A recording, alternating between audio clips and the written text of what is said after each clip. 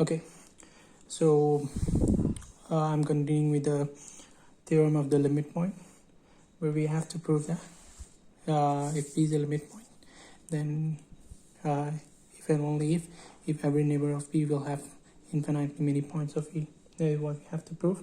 For that, we have to consider that P is a limit point that we have already considered, and now we are considering that N be the neighborhood NBD of P, alright, which contains finite points of E, alright.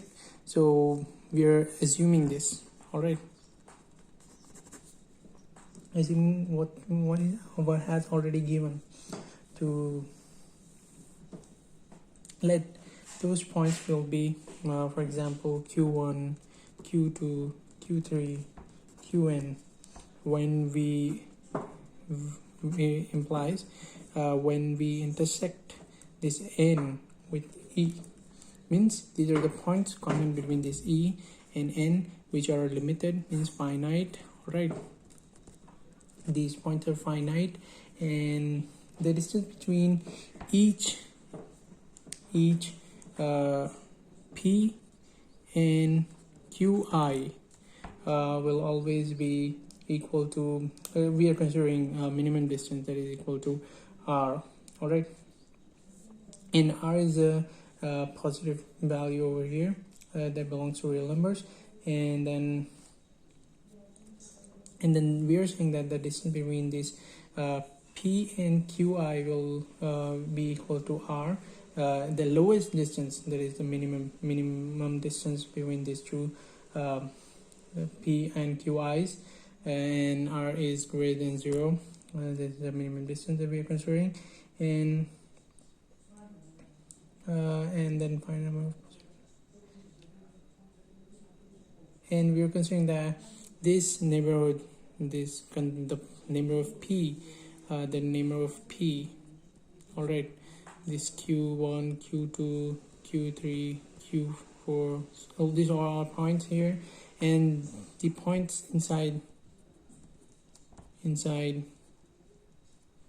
P, neighborhood P, are finite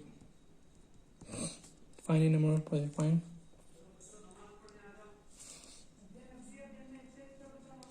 And this number of points, and this P does not contain a